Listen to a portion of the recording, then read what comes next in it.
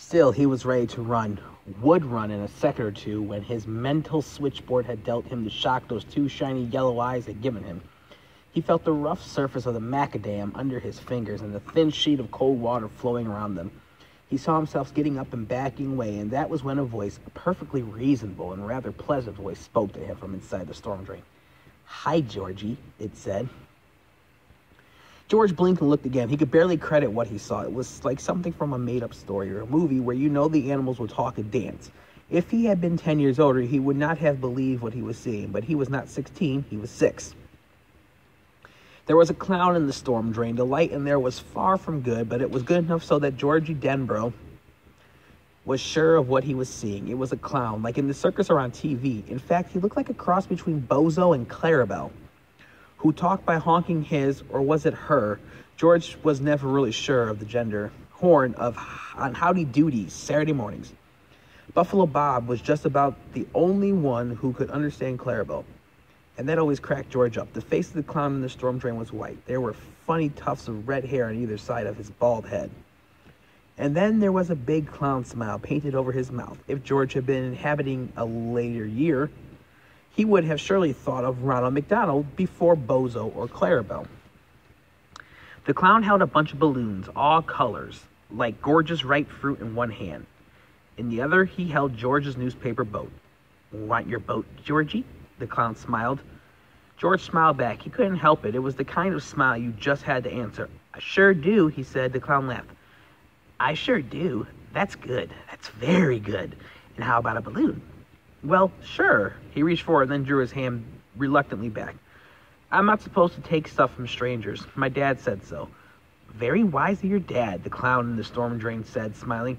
How, George wondered, could I have thought his eyes were yellow? They were a bright dancing blue, the color of his mom's eyes and Bill's. "Very wise indeed. Therefore, I will introduce myself. I, Georgie, am Mr. Bob Gray, also known as Pennywise the Dancing Clown. Pennywise, meet George Denbrough. George, meet Pennywise, and now we know each other. I'm not a stranger to you, and you're not a stranger to me. Correct?" George giggled. "I guess so." He reached forward again and drew his hand back. "How'd you get down there?" "Storm just blew me away," Pennywise the Dancing Clown said. "It blew the whole circus away. Can you smell the circus, Georgie?" George leaned forward. Suddenly he could smell peanuts, hot roasted peanuts, and vinegar, the white kind you put on your French fries through a hole in the cap.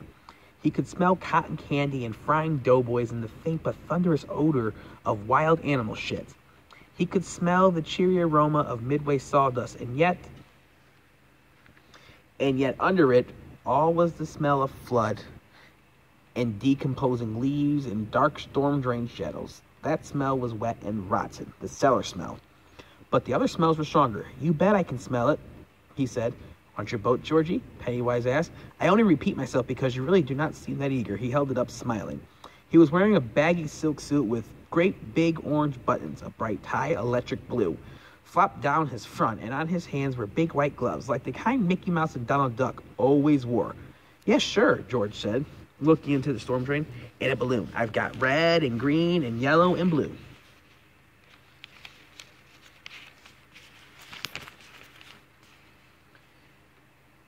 "Do they float?" "Float?" The clown's grin widened. "Oh, yes, indeed they do. They float. And there's cotton candy." George reached. The clown seized his arm, and George saw the clown's face change. What he saw then was terrible enough to make his worst imaginings of the thing in the cellar look like sweet dreams. What he saw destroyed his sanity in one clawing stroke. "They float," the thing in the drain crooned in a clotted, chuckling voice. It held George's arm in its thick and warmy grip. It pulled George toward that terrible darkness where the water rushed and roared and bellowed as it bore its cargo of storm debris toward the sea. George craned his neck away from that final blackness and began to scream into the rain, to scream mindlessly into the white autumn sky which curved above Derry on that day in the fall of 1957. His screams were shrill and piercing, and all up and down Witcham Street people came to their windows or bolted out onto their front porches. "They float," it growled. "They float, Georgie. And when you're down here with me, you'll float too." George's shoulder socked against the cement of the curb, and Dave Gardner, who had stayed home from his job at the shoe boat that day because of the flood, saw only a small boy in a yellow rain slicker. A small boy who was screaming and writhing in the gutter with muddy water surfing over his face and making his screams sound bubbly. "Everything down here floats," that chuckling, rotten voice whispered, and suddenly there was a ripping noise and a flaring sheet of agony, and George Denbrough knew no more. Gabe Gardner was the first to get there, and although he arrived only 45 seconds after the first scream, George Denbrough was already dead. The gardener grabbed him by the back of the slicker, pulled him into the street, and began to scream himself as George's body turned over in his hand. The left side of George's slicker was now bright red. Blood flowed into the storm drain from the tattered hole where the left arm had been. A knob of bone, horribly bright, peeked through the torn cloth. The boy's eyes stared up into the white sky, and as Dave staggered away toward the others, already running pell-mell down the street, they began to fill up with rain.